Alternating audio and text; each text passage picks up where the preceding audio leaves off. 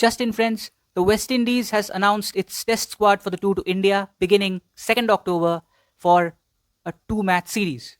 Now, the first test match will be played at the Narendra Modi Stadium. The second one, beginning 10th October, will be played at the Arun Jaitley Stadium in New Delhi. Now, we'll have a quick read of the squad for you. Roston Chase is the captain. Jomel Warrican, left-arm spinner Jomel Warrican is the vice-captain. Kevlon Anderson, the young man who made his debut against Australia at Sabina Park in the third test match, played in July. He keeps his place. Alec Athanaze makes a comeback. So that'll be a pretty interesting watch, how he goes about it. Tejnarayan Chanderpaul also makes a comeback. And this after quite some time. So it'll be interesting to see how he goes. John Campbell stays. Justin Graves, he stays too. So does Shea Hope, most probably as the first choice wicketkeeper batter. Devin Imlach is in all likelihood the second choice wicketkeeper batter or the reserve wicketkeeper batter. Alzari Joseph, Shamar Joseph, Jaden Seals and Anderson Phillip, all four of them keep their positions as you would expect. And so does Brandon King, the impressive Brandon King. Finally, there's Carey Pierre who has been picked in this squad. Carey Pierre is an exciting left-arm spinner and somebody who can give you handy runs in the lower middle order. So this is the 15-member squad for the West Indies for the tour of India. 2-match series in the World Test Championship cycle. This will be a test for them for sure. Now let's take a closer look at the departments covered and how they have fared in balancing the squad. If we take a look at the opening batters here, you've got John Campbell and you've got Tejnarayan Chanderpaul. There's no other option as such who can open the batting. Kevlon Anderson opened the batting in Jamaica because there were issues with the regular opening batter's fitness. So you can't expect Anderson to be opening the batting here. So John Campbell and Tejnarayan Chanderpaul are more or less sure to open first thing at the Narendra Modi Stadium. So let's see how this left-hand combination at the top of the order goes. The big name missing out this time is Craig Brathwaite. He played his 100th test match and then got sidelined in the final test match, which was a pink ball game at Sabina Park. So Craig Brathwaite's missing out may be an indication that the West Indies are looking beyond him. Also, there is no Mikhail Louis, who has been very much a regular part of the West Indies for the last year and a half. Tejnarayan Chanderpaul and John Campbell, they are the opening batters in all likelihood. Unless, of course, the West Indies think about Kevlon Anderson as an option as well, which we think will not be the case. But then, let's see what Darren Sammy and co think. If you look at the middle order, there's Roston Chase, who's a key figure. There's Shea Hope.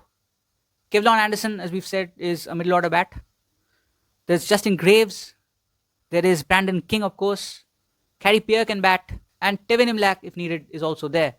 The middle order doesn't necessarily look thin, but the point is people like Brandon King, people like Roston Chase, Shea Hope, these three players have to stand up. They are really important on this tour, really important to make things count for the West Indies in the middle order. And Alec Athanaze, he is quite an impressive player. The great Brian Lara, he rates him really high. And we feel that Athanaze has a bright future here in this format for the West Indies. But the point is he a little underprepared at this level? He has his chance again. Can he prove it? We'll have to see. You have KC Carty missing over here. KC Carty did not have a good series against Australia, and that cost him his place here. But we would have kept him.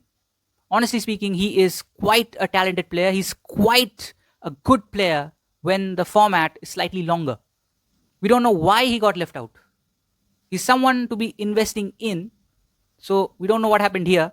But KC Carty is a miss. Okay, he didn't have a good series against Australia. Well, so many did not. But he could have been picked on this tour to India, we feel. Otherwise, it's not that bad a middle order. If it clicks, can score some runs. The spin department is a little light. Jomel Warrican, left arm spin, little more experience than the others. He is the only frontline option as such. Roston Chase can bowl and can bowl much better than a part-timer and do really well with his off-spin. Carey Pierre, as we said, is another option to look at when it comes to left arm spin, and he can give you some useful runs with the bat. His selection may be very much on the cards. But Chase, Warrican, and Pierre, if you consider this to be a strong spin attack, I think there is something missing in the thought process.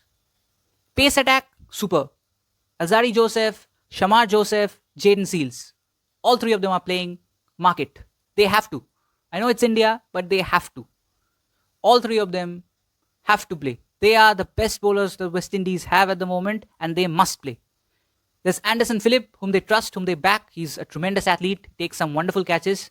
He should be given a go if the pitch is on the greener side, or if there is a lot of moisture content in the surface. But the pace attack looks pretty good. And don't forget Justin Graves. He can give you some handy overs as well. He can nip it around too. So the pace attack is perfect. There's nothing wrong with it. Maybe they could have gone for a left arm seamer as well. But then when you don't have a good option, why pick one? Why pick one just for variety? You've got a good battery. Stick to it. It will give you results. If you take a look at the 15 once again and look to select an 11 out of it, for us, for the Narendra Modi Stadium, of course, the pitch is something to take into consideration, and we still have a lot of time. The West Indies have to arrive here, they have to get acclimatized. So many things have to happen. But going by what is there, if we have to pick an 11, we will go for Tej Narayan Chanderpaul and John Campbell at the top, Brandon King at number 3, Roston Chase at number 4. At number 5, we will bring in Shea Hope, who will also be the wicket keeper. At number 6, we will go with Justin Graves. At number 7, it will be Caddy Pierre.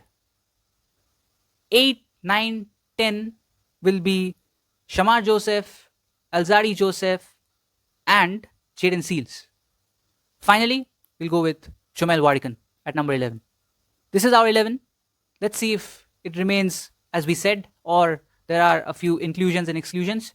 As far as the squad goes, it's not a bad one, but we would have liked to see Casey Carty in there. As far as Craig Brathwaite's omission goes, well, we feel sad for him, but then maybe, just maybe, the West Indies have moved on from him.